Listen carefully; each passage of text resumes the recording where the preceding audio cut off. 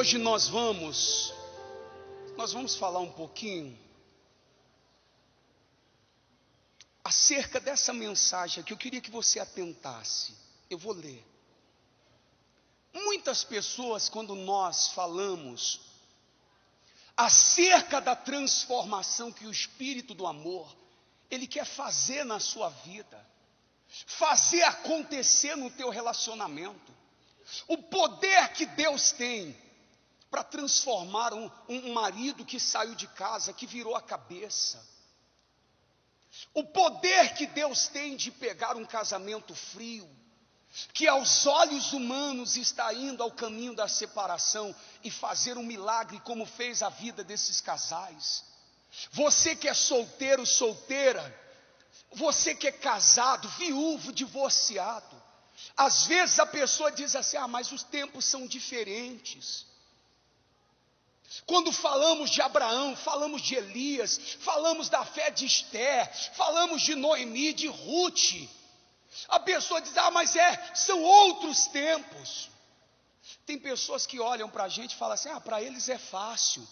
Se surgir uma DR, se surgir um problema, eles têm a sabedoria, têm a direção do Espírito do amor, então resolve com facilidade.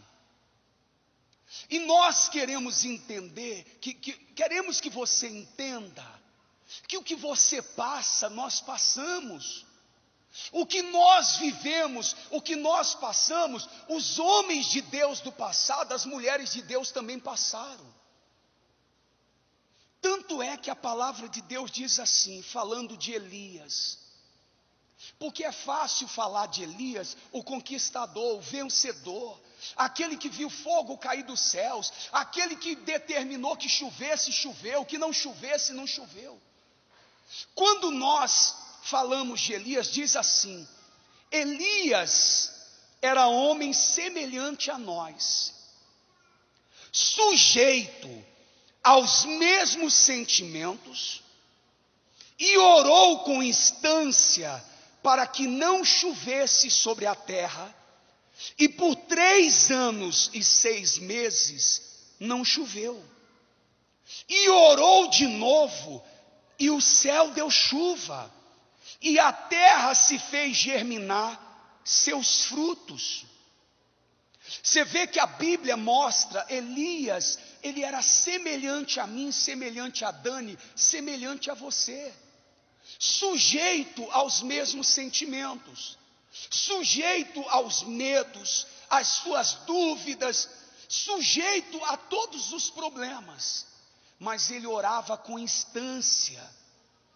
Ele dizia: não vai chover, e a partir daquele momento não choveu. Ele disse: vai chover, e a chuva caiu, e ainda germinou a terra fecundou. Ele disse: vai cair fogo do céu, e o fogo o quê? O fogo caiu. Mas por que tudo que Elias falava, Deus atendia? Por que tudo que Elias determinava, acontecia? Porque Elias, ele era sujeito à vontade de Deus. Ele seguia a direção dada por Deus sem questionar. Ele não olhava para nada. O que Deus falava, ele se sujeitava, ele obedecia. Há mulheres que querem o casamento transformado, há maridos que querem a restauração do casamento, mas toda a direção que Deus dá, ele é contrário. Ele acha: mas eu sou cabeça, a minha mulher tem que me obedecer, ela tem que me respeitar, tem que ser do meu jeito. Ele acha que tudo tem que ser do jeito dele, que ele abaixar a cabeça, ele ouvir a esposa: isso vai me diminuir sendo eu cabeça. E quando fala do homem ser o cabeça, sobre submissão, eu já expliquei isso. Para nós, submissão, eu digo, eu e a Dani estamos sobre uma missão. Ela não está atrás, ela não está do meu lado. Nós estamos sobre uma missão de fazer o nosso casamento dar certo. E se para dar certo é preciso recuar, então eu estou disposto a recuar. Se para fazer dar certo é preciso ouvir, então eu vou ouvir. A mulher gosta de atenção, então eu vou dar atenção à minha esposa. Há esposas que vêm para a palestra e ela diz assim: como que eu vou me sujeitar a um homem incrédulo? Como que eu vou me dobrar, me sujeitar a um homem que é perturbado, que não é convertido? Eu vou me sujeitar a ele como se ele fosse uma pessoa certa, se ele é todo errado. Mas é a direção que Deus está dando, é a orientação que o Espírito do amor está dando, para que ele entre no teu relacionamento e mude a história de vocês. Mas às vezes você até vem às palestras, até gosta da terapia, mas para toda sugestão, para toda direção que o Espírito do amor dá, você é resistente, você não aceita. E uma diferença que a gente vê em Elias, ele saiu da teoria, ele foi para a prática, porque ali o povo de Deus estava sendo oprimido, o povo de Deus estava fugindo, mas ele falou: peraí, eu sirvo um Deus tão grande, e eu tenho que confiar. Ele teve essa confiança. Ele não ficou só. Às vezes a pessoa vem, ora a Deus, coloca o casamento na mão de Deus, coloca a vida amorosa na mão de Deus, mas ela fica na teoria. Quando é para a prática, ela foge, ela se esconde. Porque se a gente soubesse quando vem a situação difícil, a pessoa iria se preparar, a pessoa iria se armar. Mas os sentimentos vêm. E se você não tem essa de colocar prática, se você colocar tudo em proposta, eu confio num Deus tão grande, então vai acontecer. Imagina se aquele testemunho, quando soube da traição do marido, tomasse atitudes movidas pelo coração dela, pela raiva, pela frustração, mas ela conseguiu ter forças e confiar em mudar a situação que estava diante dela. Ela não fugiu. E essa confiança, porque ele não ficou duvidoso diante de um monte de profetas que estavam lá para também fazer fogo descer, invocando Baal. Ele encharcou tudo para falar assim: ó, é só Deus, não tem mão humana aqui. Se o Senhor não honrar, vai ser envergonhado. Só que essa pessoa talvez não tenha essa fé, essa confiança de ser definido. É isso que eu quero, então eu vou até o fim. Eu vou confiar que onde eu não conseguir, o meu Deus vai fazer a obra. O coração do meu marido, que talvez eu não consigo nem ter acesso, nem sei o que se passa dentro dele, talvez ele se fechou tanto por causa dos problemas, mas aonde você não alcança, você confiar que Deus vai fazer a obra. Mas não é ficar só na teoria, é ir para a prática, para essa renúncia, porque vida a dois não é fácil. A vida amorosa não é fácil. Elias era como a gente, teve medo, teve dúvida, não tinha caído, não tinha nenhuma história que o fogo tinha caído dos céus. Ele estava sendo louco, mas ele sabia quem era o Deus dele. Ele não se acovardou, mesmo diante dos receios que ele estava sentindo. E às vezes essa pessoa se acovarda diante da tristeza, da carência, do medo, às vezes ficar olhando para trás: eu fui traída, aconteceu isso, ou eu fui abusada. E quando você se relaciona com outra pessoa, você imagina: será que eu não vou ser de novo? Você fica sempre com uma dúvida. Elias tinha os seus medos, ele era semelhante a nós. Teve coisas que você vê Deus falando com Elias: faça isso. Teve coisas que você vê Deus direcionando: vai ao profeta, vai ao rei, vai isso, vai à viúva. Mas teve coisas que foi Elias que teve que se tocar. Teve coisas que foi ele que teve que tomar uma atitude. É como esse casal, a Dani falou, ela ouviu falar da traição, descobriu a traição do marido.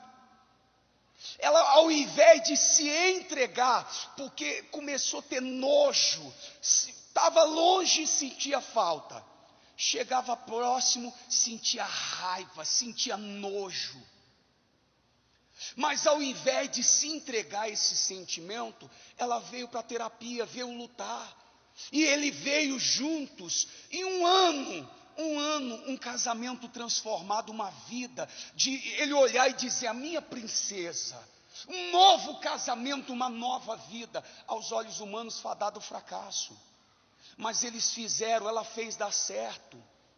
Ela, ao invés de seguir o que ela pensava, o que ela achava, ao invés de se entregar aos seus sentimentos, ela se sujeitou à vontade de Deus. Ela se entregou à direção que recebia aqui. Imagino você sabendo que o marido trai, com nojo, aí você recebe a direção, você vai cuidar dele, você vai dar o seu melhor, você não vai discutir. Não é fácil, é um sacrifício. Foi com dor, se perguntar para eles, com certeza não foi fácil. Se perguntar para ela não foi fácil. Mas se perguntar também se valeu a pena, hoje tem um casamento de verdade. Hoje tem uma vida nova. A jovem que deu testemunho e o jovem casados hoje felizes. Ele, devido às frustrações amorosas, por ter se entregado a relacionamentos ruins, queria dar cabo da própria vida.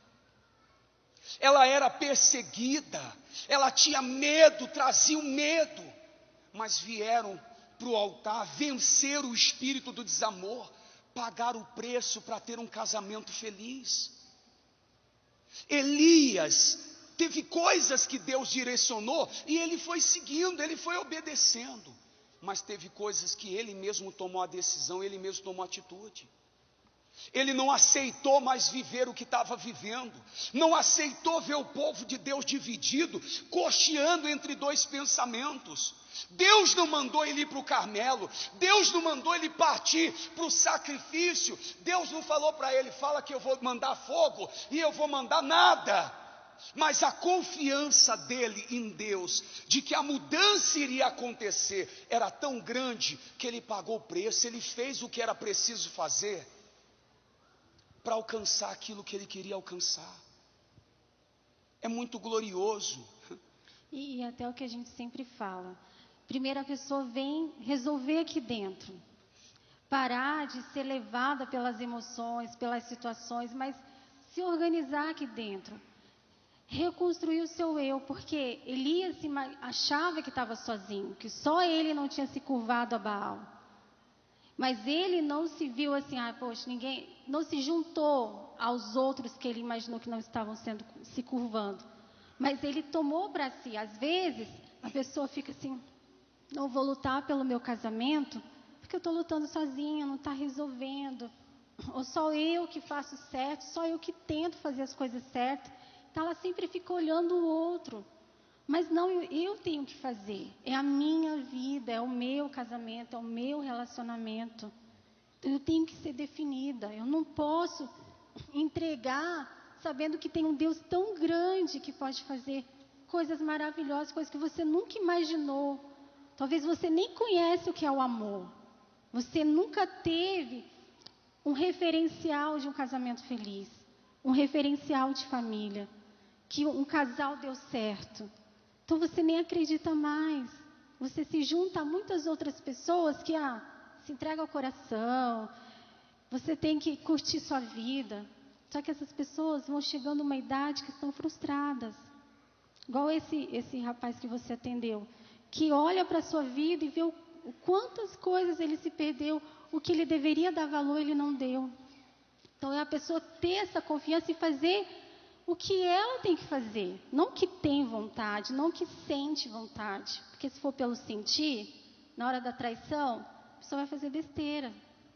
Mas eu tenho que usar a minha inteligência, Eu tenho que tomar o controle da situação e confiar nesse Deus. Nós vimos o testemunho de uma jovem, a primeira reunião dela, a primeira palestra como essa, ela tomou a decisão de se batizar nas águas. Tomou a decisão, eu fiz a oração para arrancar o espírito do desamor, eu quero conhecer o espírito do amor. Eu quero ser nascida de Deus, eu quero ter o espírito do amor em mim. No primeiro dia, eu nunca tinha visto isso. No primeiro dia ela se batizou, no primeiro dia ela recebeu o Espírito Santo.